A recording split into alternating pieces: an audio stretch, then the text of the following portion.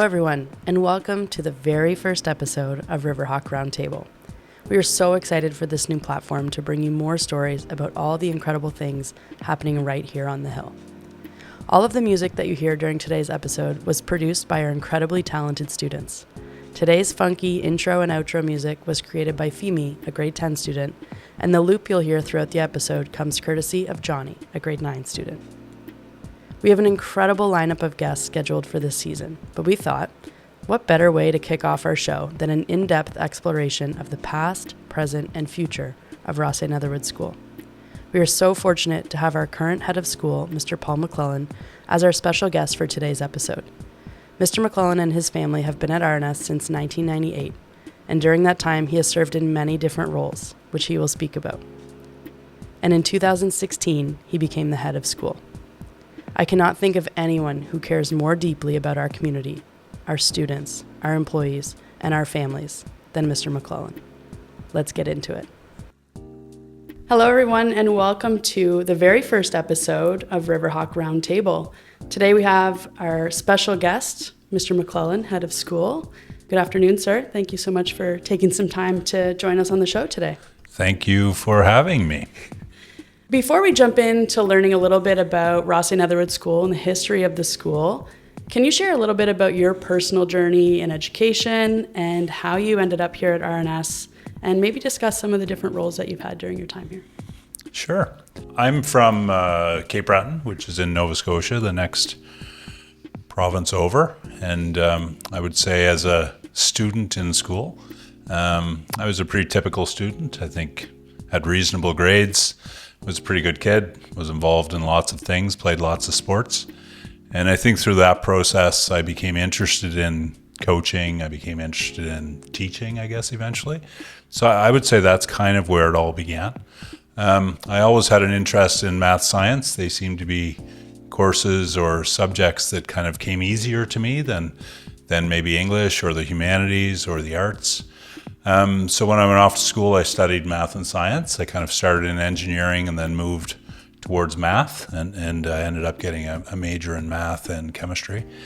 And from there, I wanted to go into education. It seemed to be the right path for me. I don't think I had the confidence or courage that the kids have today to explore different things, and I needed to get somewhere where I'd have a job and wouldn't be so dependent on my parents, and I'd start to make some money. So I went into education and earned a degree and applied for a job in northern Quebec. It was the first job I ever applied for in teaching, and I got the job. And then I found myself moving to a very desolate town in kind of on the, I guess I'd say it's across the Strait of Belle Isle. So if you went to the northwest part of Newfoundland and went across the Strait of Belle Isle, you'd end up in a town called Blanc-Sablon. And Blanc-Sablon is on the border between Quebec and Labrador. And if you go 70 kilometers west into Quebec, there's road. and we were about 150 kilometers west. And that's kind of where it started. My wife, Kathleen, went with me as well. So we both work there, and that's kind of where the journey began. From there, we were certainly interested in starting a family at some point, and being in a desolate town didn't seem to work. So we were hoping to move somewhere else. We applied for a number of jobs in and around Montreal, and I ended up getting a job at Bishop's College School. So that was really my first introduction to independent schools. When I was there, I applied for a job here. And Rothesay happens to be halfway between Bishop's College School and Cape Breton, so it seemed like a perfect fit. And, we came here and we interviewed, and the rest is history, and that was about 28 years ago. So that's how we ended up here. And then the second part of your question around roles, I think I've had every role. I think I've had every single role in the school, and I love them all. They were mostly related to math science, so I taught math, I taught science, I became the department head of math. In 2003, 2004, I was asked to bring IB into the school, so that was something that I worked on, and as a result of that, I ended up becoming the assistant head. in 2004, I believe. And then in 2016, I became the head of school. So that's kind of a snapshot of our journey for the last 33 years or so. We see you all over campus. We might see you in your office, we'll see you in the dining hall. Can you give us maybe like a typical day as a head of school and what it means to be a head of school at an independent school? I think a lot of people kind of walk by you or see you on your day-to-day and might have an inkling of parts of what you do, but I don't know that anyone really knows the whole scope of it. So can you give our listeners maybe just a snapshot at what a typical day of a head of school? It's a really good question, especially in New Brunswick, because there are not a lot of independent schools. It's a growing sector. I mean, you'd probably be surprised to know that there's 15 or 20 in the province, but mostly younger kids. So we're certainly the only boarding school in New Brunswick, and it's hard to explain sometimes what it is because, is it a typical public school principal? Is it the CEO of an organization? It's kind of somewhere in between. I think what's different from a typical high school principal would be that all of the services associated with the school board are here. So we would do our recruiting, we would do finances, we would do marketing, we'd do fundraising. So all of those things are in-house. Maintenance, food service. So I think that makes it really different. So that's kind of the first point. I think it's a different job.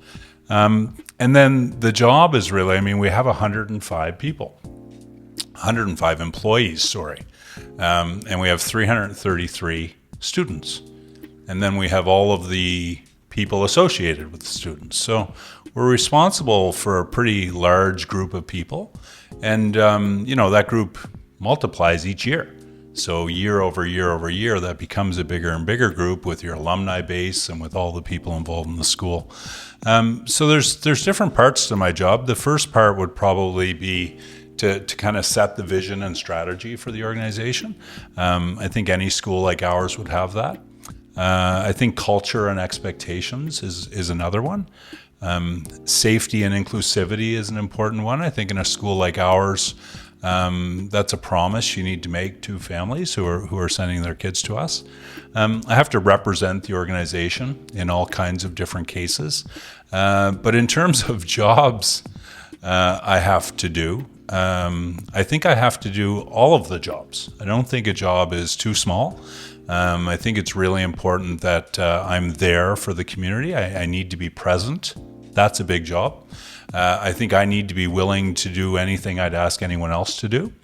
And I have to be a really good role model. And I think that's part of leadership in any organization is being really aware of how the place works, being really involved, and striving to be a good role model. That's fantastic. If you could protect 30 minutes to an hour of time every single day to do your favorite part of your job, what would it be? What would that 30 minutes to an hour look like? Yeah, that would be pretty easy. It would be with the kids. The more I can get out of my office, the more my joy meter goes up, and the more everyone around me seems to be happier. I don't know if it's because my joy meter goes up or because I'm out of the office. But I do take those opportunities every day. So I'm in chapel every day that I'm here. And, I welcome kids on the front steps. Seems like a trivial thing, but it's really important to me to get to know their names and get to know the kids and get to know the activities they're involved in and just have some kind of dialogue with them when they come out. I get to be involved in chapel. I get to lunch most days. So they're really important times for me. The one that I wish I could do more of is getting to classes. So I tend to do a really good job with activities, kind of getting to see the kids either on stage or on the ice or performing in some way or another. But I'd like to get to more and more classes, and I have a goal at the beginning of each year to do it, and it's one that tends to fall off the table sometimes because I don't have time. Absolutely. So Rothesay Netherwood School has a really rich history dating back to 1877 and its founding. But a lot has happened between then and now.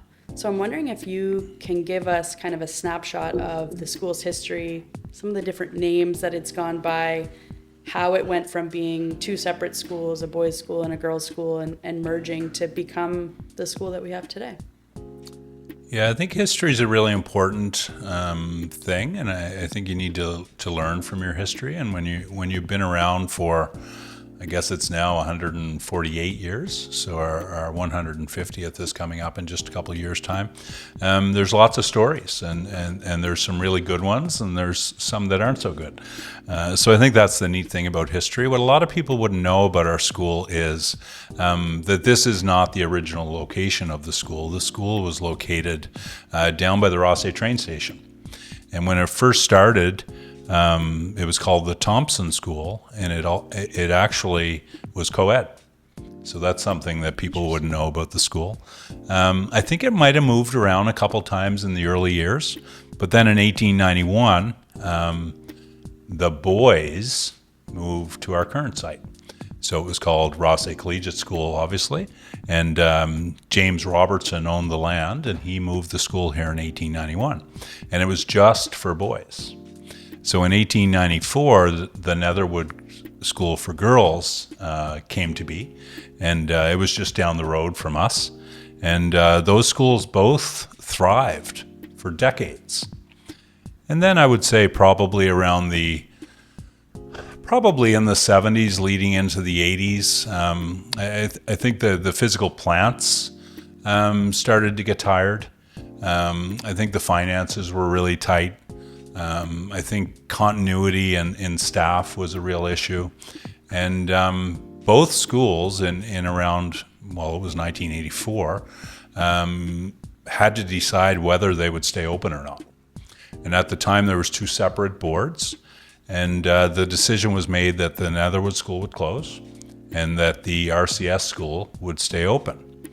And if you can imagine, that's the boys' school staying open and the girls' school closing. So there's still people in our community who are bitter about that. And if you can imagine some of the people that were running the school at that time in terms of governors and directors, I mean, there was a lot of tension in the community. Rothesay is a pretty traditional, proud community, and that was a big deal, right? One school would go on and the other would not. And we're conscious of that today in terms of our uniform and our houses and our traditions. I mean, we're conscious of the fact that the girls' school is no longer here, and I hope we do a good job representing them and living on with some of their traditions. Two other dates that I think would be important. So in 1984, this became the school, RCS Netherwood. But in 1971, girls started coming up the hill. So they were coming up the hill for about 13 years prior to us actually becoming a co-ed school. So that's an important date. And then another important date in, I think it was 2001, there was a name change. So the school is now called Rothesay Netherwood School. And I think the determination, I don't know if this is true, maybe Mr. Kitchen told me this or some other people told me this, but RCS Netherwood, if you think about it, it sounds like a ship. And I think some of the people who were going off trying to sell our school when we became more of a boarding school and an international boarding school said, this is a real problem. Like, it doesn't say school anywhere in the name. So in the early 2000s, we changed the name to Rothesay Netherwood School, and I think that ended up being a good decision for us. The idea of two schools merging, from my experience in learning about some other case schools, is not uncommon. But you mentioned this idea of really working to protect some of those traditions from each of those schools. Can you elaborate a little bit on ways in which, and the traditions that exist in our current school that celebrate and are really intentional about celebrating the history of both of those schools, while also helping to move us forward in the current school that we are today? Yeah, probably the most obvious one would be uniforms. So the uniforms are pretty much the same. They've certainly changed in material, and there have been some adjustments over the years. But our girls still wear the Netherwood green, and the boys still wear the RCS blue. So that's certainly something that stood the test of time. I think our values have gone through some iterations so that they kind of encapture both schools. So, I mean, our current values are character, courage, creativity, and community. I think our inner houses kind of come from both schools. So York and Tudor and Stewart and Lancaster. I know lots of girls from Netherwood School who refer to themselves as Lankies and are still pretty excited when White House, Lancaster House at current RNS is leading the inner house challenges. So there's certainly some things that happen. And I think both schools had a deep sense of community. And I mean that in a few different ways. The first would be just the relationships amongst the students. There was a community of students. I think the same was with the adults, and I think between the students and the adults. I think there's lots of dimensions to that relationship. And I think also a sense of community, and maybe this came from Netherwood School first, but a sense of service to the community, I think, is something that's always been true of our school. So I think there are some great traditions that have certainly been brought from previous iterations of RNS to the school we have today. That's wonderful. You have mentioned that you've been here for a fairly long time. 28 years, 28 years. What are some of the most significant changes that you've witnessed at the school since you've arrived? And obviously they can be in physical buildings and different aspects like that, but also just maybe changes in the type of student that's here or changes in the needs of the families who are here. But what have you experienced in your 28 years here that has kind of shifted the way that the school operates or, the programming that we offer? Yeah, that's a really interesting question. Thank you. Physical changes, obviously, right? So we came in 1998. So a lot of the buildings have changed. Walkways, roadways, trees, all kinds of things like that have changed. The people have certainly changed. So, I mean, when we arrived at this school, there's probably only 3 or 4 staff who were there at the time. And as I said earlier, I think we have 105 staff now. So 100 have changed. So that's pretty significant.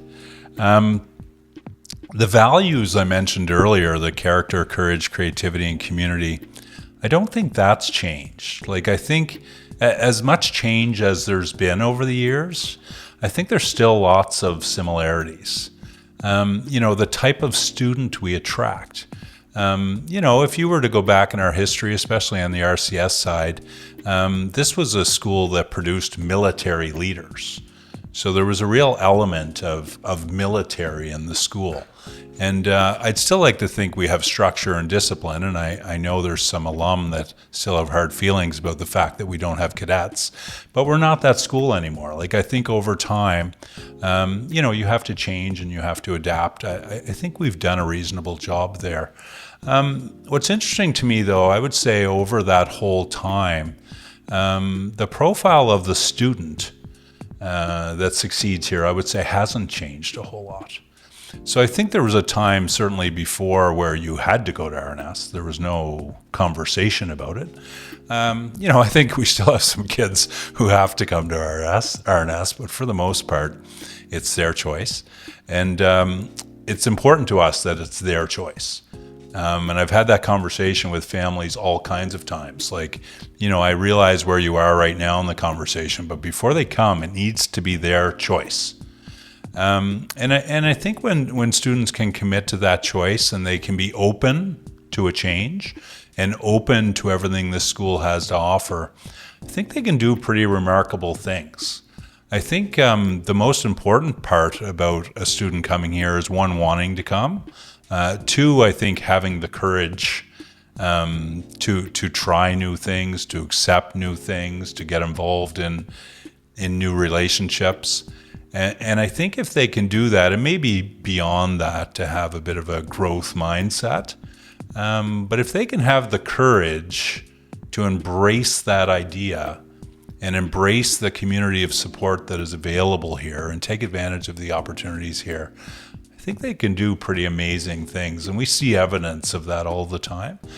So that's a bit of a long answer to your question, but that's kind of where my mind went. No, I appreciate that. And one of my questions that I think is always really fascinating to consider is when you're speaking with a prospective family about why they should choose RNS, and what does a student need to know to be ready to embrace the opportunities here at RNS?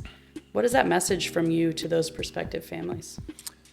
Yeah, that's a really good question. I sometimes get criticized by the enrollment team for my answer to that question because I like to be pretty frank with families about who we are and about what we do. And it doesn't always fit. It doesn't always fit. Like, I don't think everybody is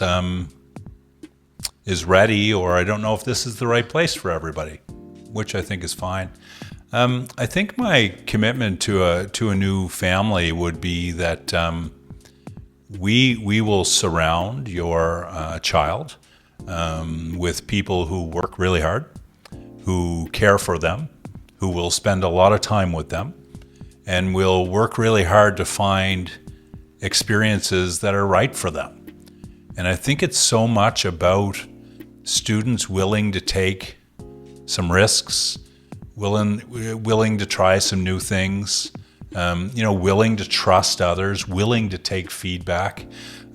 Becoming part of a community is sometimes a really hard thing to do, especially if you're new or you're introverted or there's challenges around language. There's all kinds of reasons why it's difficult. But it seems to us that the kids who can immerse themselves in our community tend to be the most successful. So I think when I'm talking to a family, I'll talk to them about the opportunities that are available here. And I'll talk about how hard we will work to try to help the student uncover or find those opportunities. Then it's really up to the kids. I think the kids need to, they just need to work really hard. They need to get involved with the things they want to be involved with. They need to be encouraged to no end. That being said, there needs to be structure. There needs to be expectations.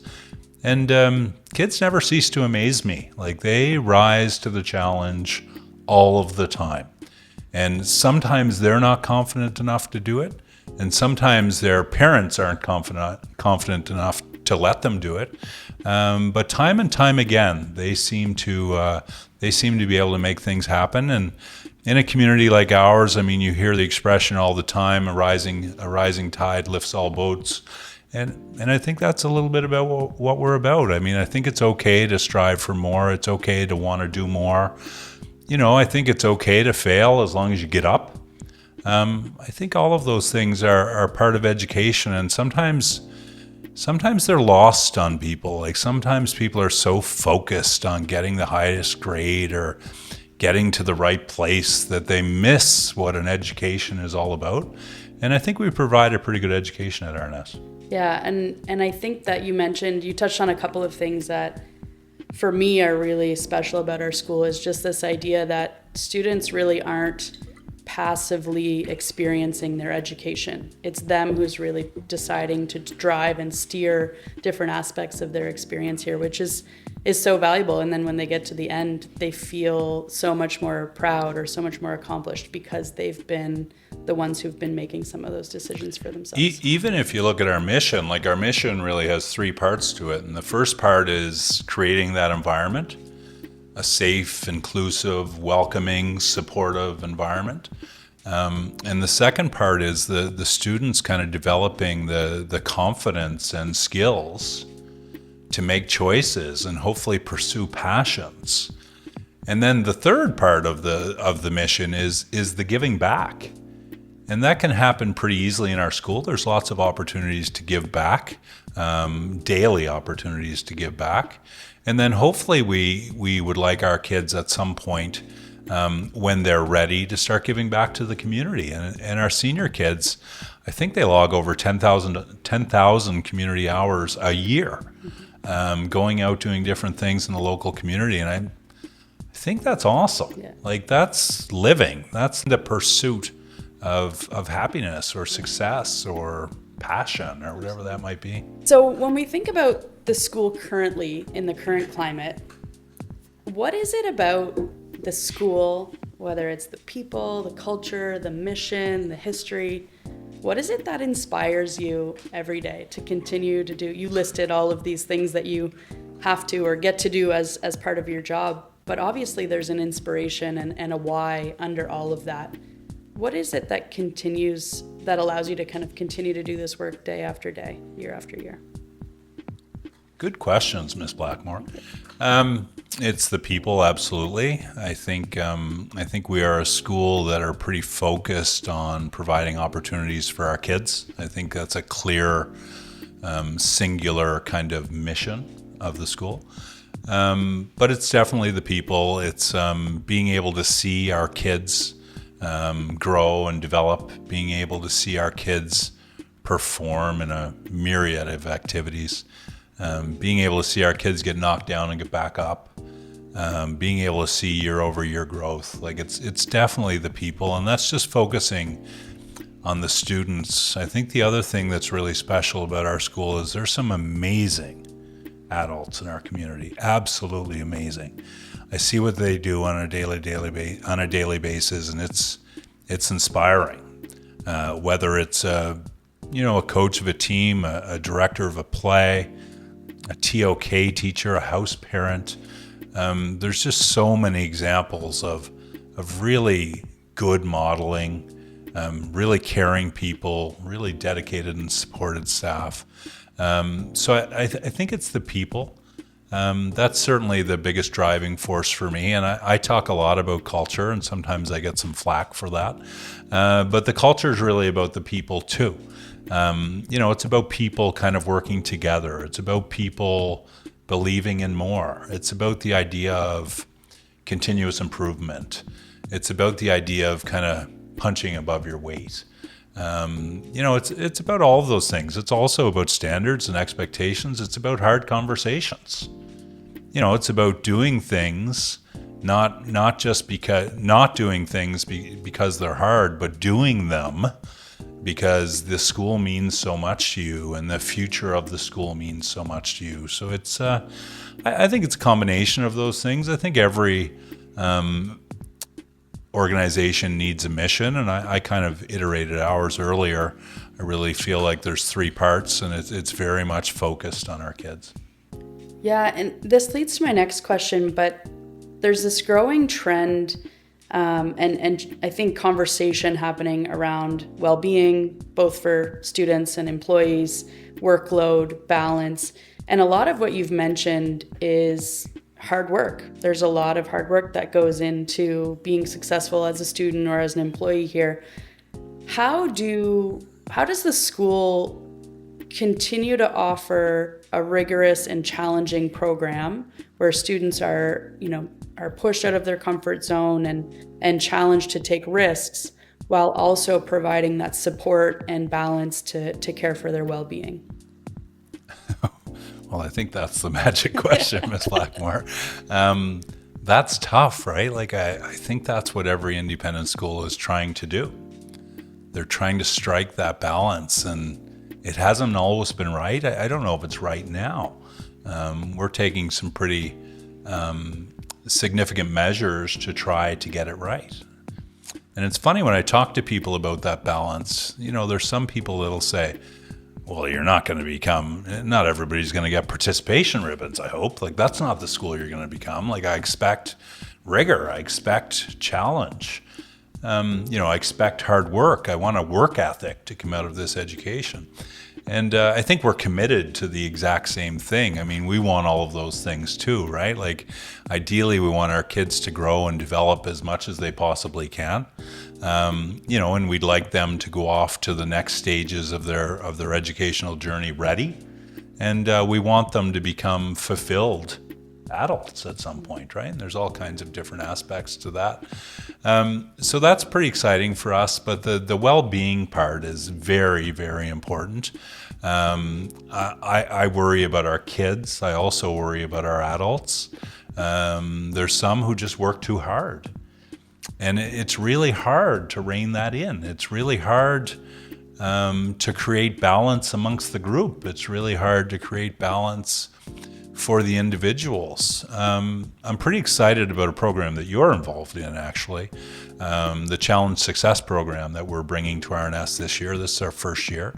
The Challenge Success program is associated with Stanford University, the Graduate School of Education, and that's a program that's focused on well-being, right? Student well-being primarily, but I have no doubt that it's also going to affect the adult well-being, which is as important to us. But we're really excited about that program. It's the first year, and with that program, we ended up putting together a committee of students and teachers and parents and governors. There was a PD workshop outside Boston in the fall. We sent a number of people there, and then since then, I mean, they've done some surveys, they've done shadow days. We have a coach who was here just this week for a couple of days. So we're putting in the good work to try to figure out the balance, but it's not easy. It's not easy. So it's something that we will continue to work on. You need to listen to your kids too, and the adults. So it's hard. It's hard. I think it's fun, but it's hard. And I think the Challenge Success program, one of the things that has been really impressive, I think, this year was engaging those conversations with students, but going both ways. It wasn't just about listening to the students, but it was also about making sure that the students could hear the perspective of the staff and the mission of the school and really engage in a more thoughtful conversation. You know, instead of we have too much homework, let's take away all the homework. It was really engaging in discussions around how could this be more manageable for you, and what skills do you need, and what do your teachers need to hear, but also what are some skills that the students need to have to be able to manage this. I think our kids would be pretty upset with me if I didn't say that I'm acknowledging that we have too much homework, and there's probably some adjustments need to be made to make that more manageable. I think another factor, Kayla, is that kids are just so busy. And they're involved in so many things, right? So we build a really robust, comprehensive program with the assumption that all of those things happen here. But still, there's kids leaving our school. They're doing tutoring. They're doing activities like swimming and horseback riding outside of school.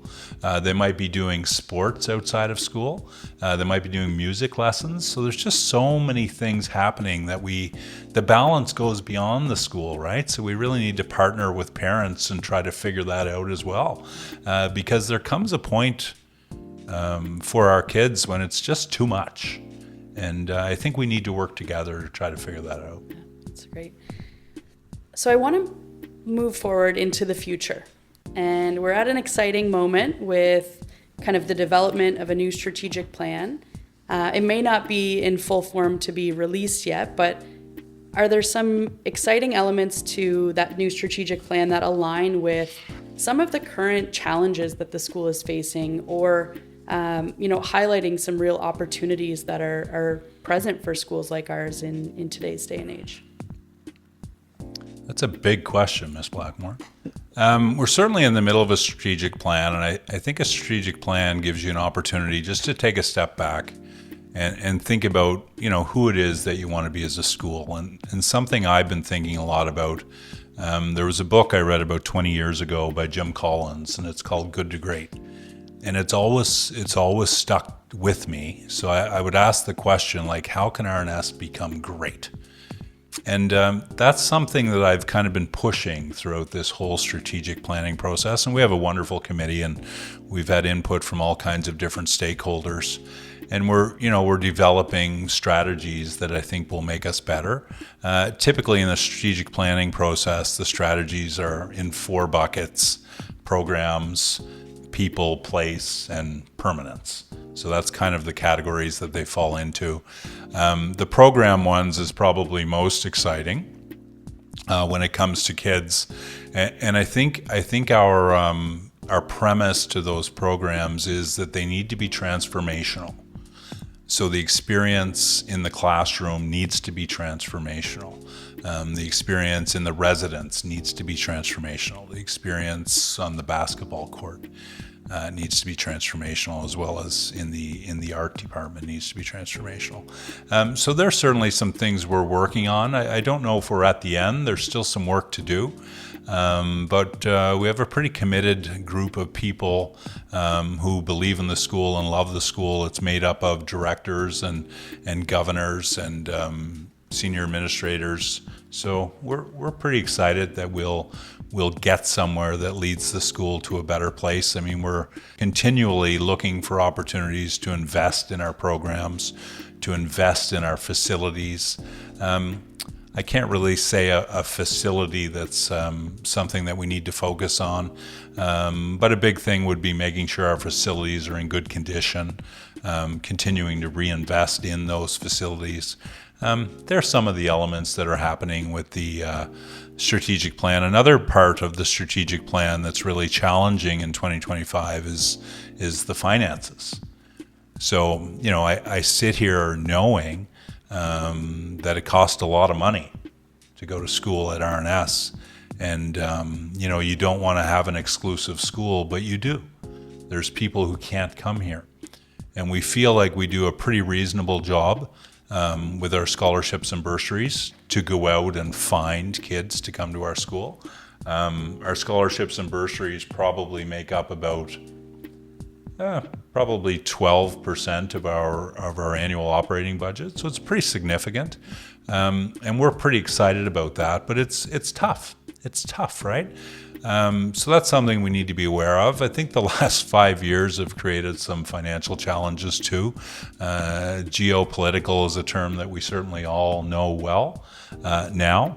And that's not just from COVID, but that's the recovery from COVID, and that's some things happening south of the border. Like there's all kinds of factors there that we need to be conscious of, and we need to be working towards. And we'll continue to do so. I think some of the other challenges facing schools like ours, you identified mental well-being, huge challenge for the students and the adults. I think we need to be conscious of that. We need to be creating opportunities for both groups to get the support they need.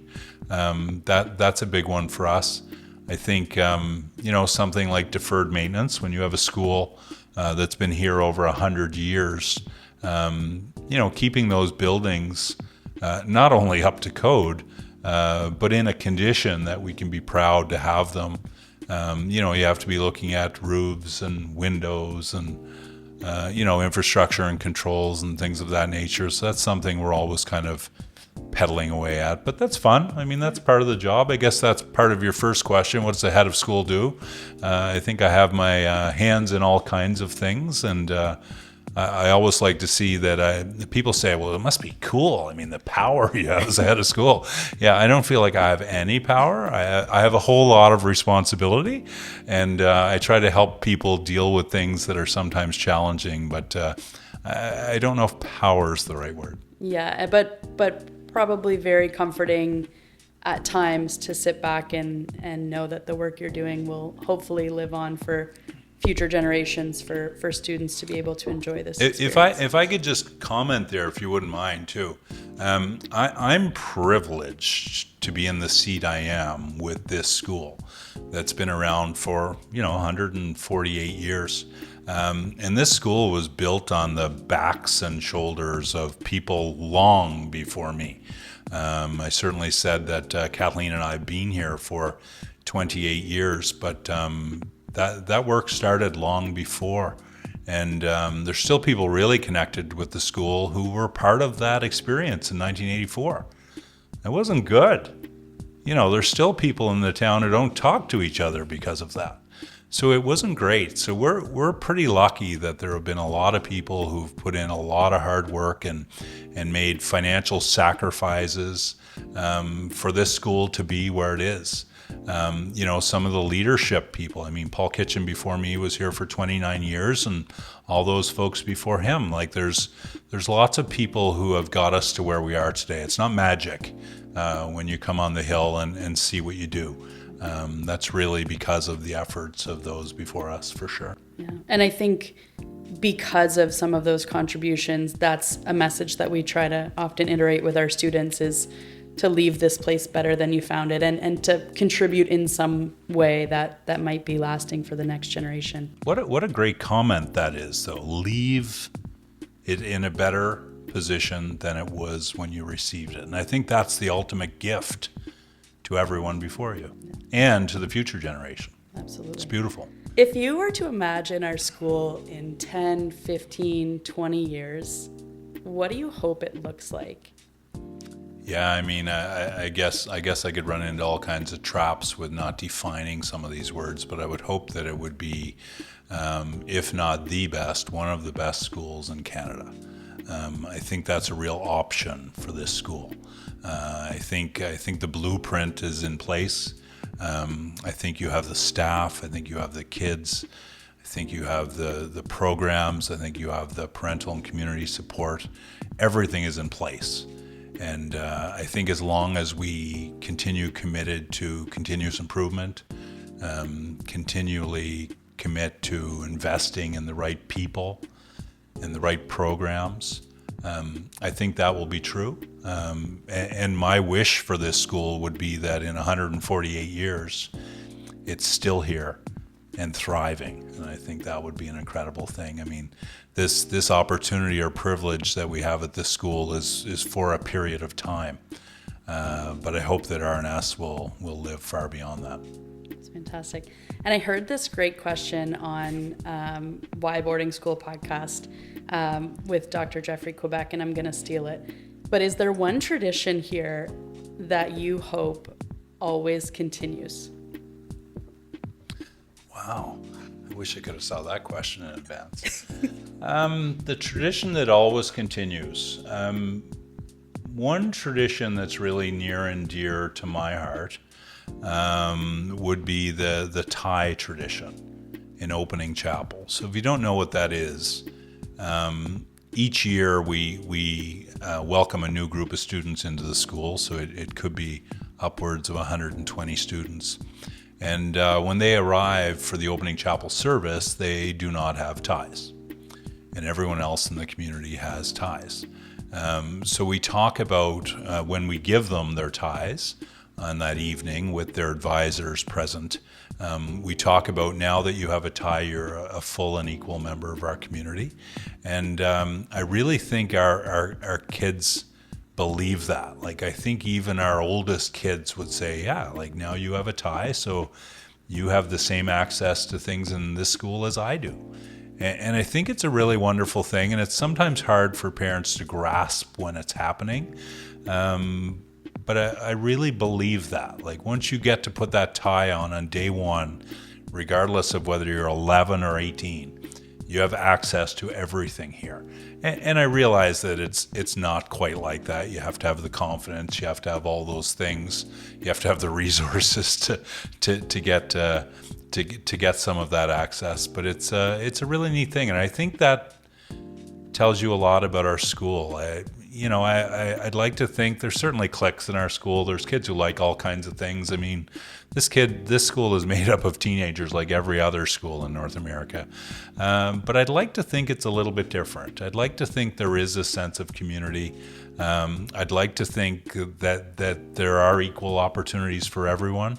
There's still work to do there for sure, but I think as long as we're striving for those things, I think the school community will be in good hands for a long time. And we're nearing the end of our conversation, so I do want to say thank you so much for your time. But before we go, we're going to have one question that we're going to ask every guest this season to wrap up, and that is, what is it that you would say is the secret ingredient or the special sauce that makes RNS unique and exceptional? I think I might have answered this earlier, so I worry about repeating myself, but it's definitely the people. Absolutely. Living in the place we do, I think our school in the Kanabecasis Valley in New Brunswick, I think, is a really special place in the world that I don't think everyone quite understands. But I mean, being able to go to work every day when you're surrounded by 330 kids and their energy and their enthusiasm and their commitment to kind of growing and developing, I think that's an amazing thing. And I think when you layer on top of that a group of dedicated adults who commit their lives really to the education of these kids. And you start to think about, the relationships that build our community. You start to think about the continuous improvement that we enjoy as an organization. You like to think of the partnerships with parents and people who are helping you along, donors, governors, directors. There's just so much there. It's definitely the people. Absolutely.